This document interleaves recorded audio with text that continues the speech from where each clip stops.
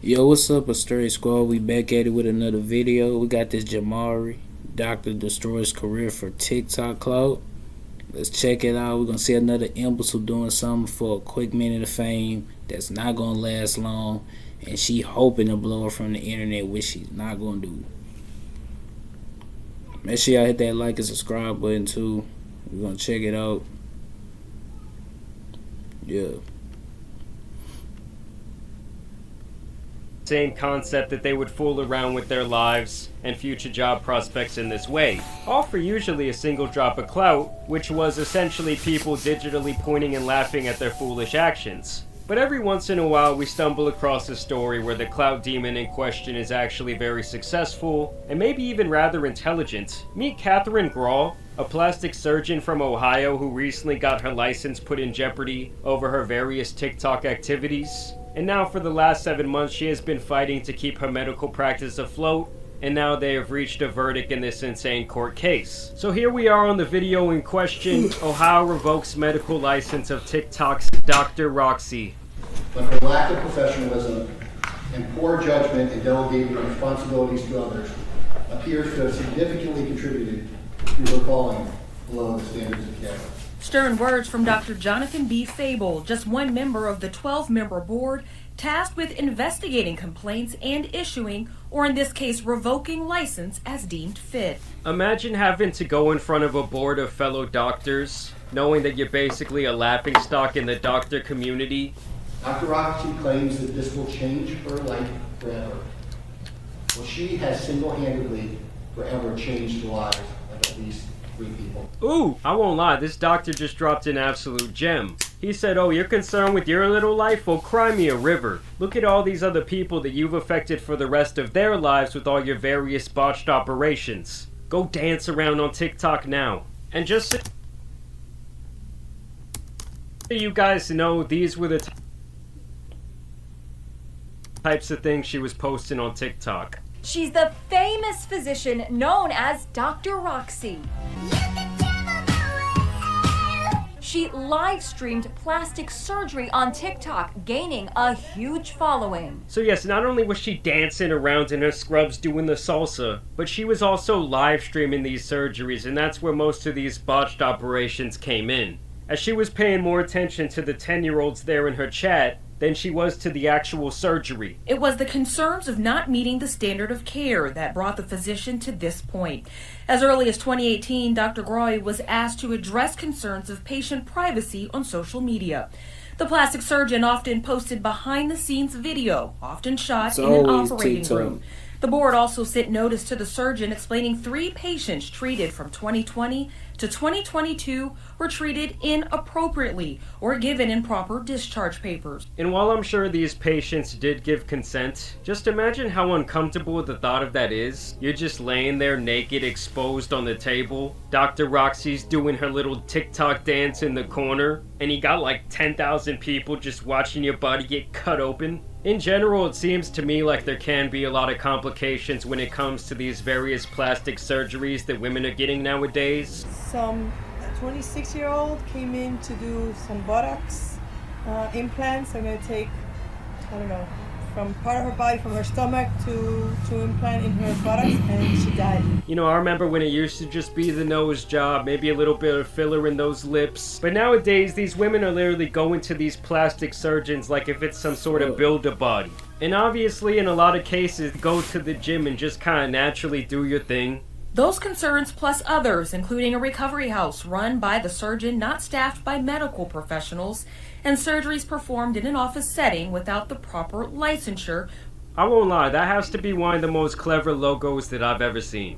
And sometimes I did silly or fun videos, simply to make people smile in this world, which is often negative. Oh, can you guys believe that she actually took that route? Like, oh, I was just trying to make people happy. I was trying to make people smile. And this board of directors, they do not exactly look moved by that. This has to be one of the most unprofessional things I've ever seen in my life. Former patient Mary Jenkins won a civil case against the former doctor.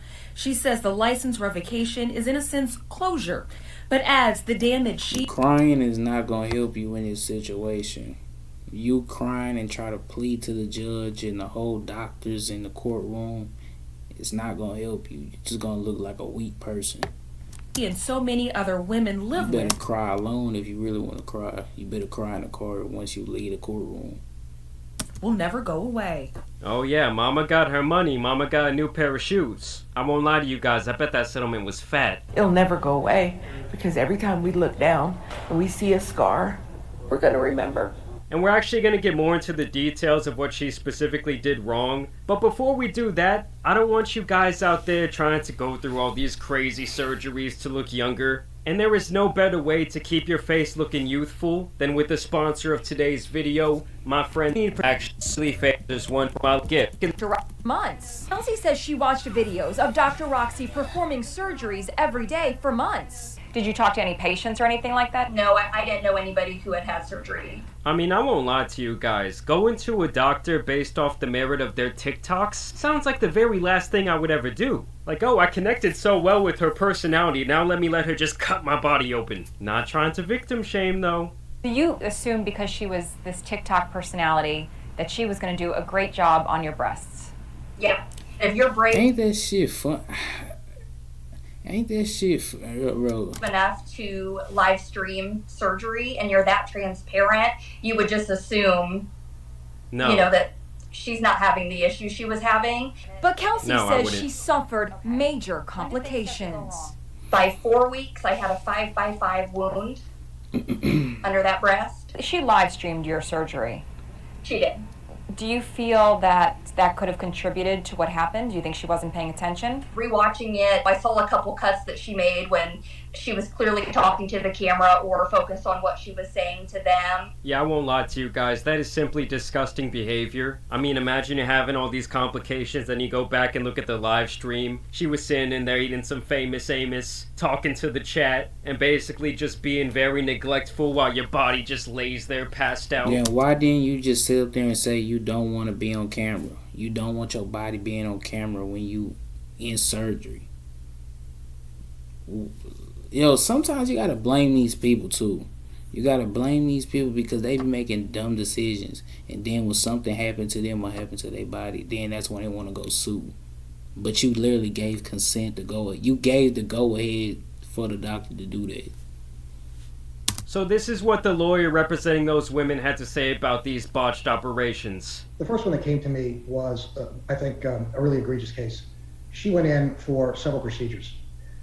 Bodies faker than fish grease, I promise. Bodies literally faker than... One of which was a liposuction Faker than Timu, I procedure. promise. And it appears as if the cannula that was used to lipo some of the fat from her abdominal region actually pierced her bowel several times. She was to stay at what was called the recovery house, the Roxy Recovery House, for several days. And what I've learned is the nurses and the recovery staff, for lack of a better way to describe it, would always encourage people not to call 911. They were not to go to another hospital. Imagine how insecure you gotta be to go and get butt injections, make your lips look smaller, your nose, reshape your face because you ain't proud of how you look genuinely. Even though I got a big nose, big mouth, big ears, big eyes, I love every part of that. I love every part of myself. And fortunately, my client had the wherewithal to disregard those instructions. And she went, she called the emergency squad, they came and picked her up.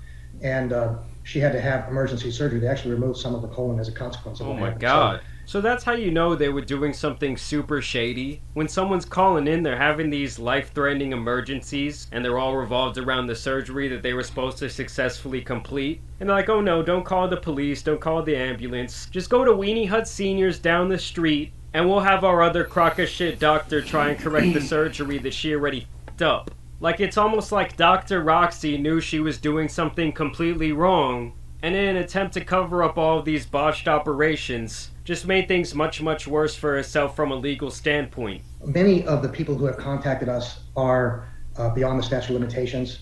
Many of them had complications that may just be complications and not necessarily the product of substandard medical practice.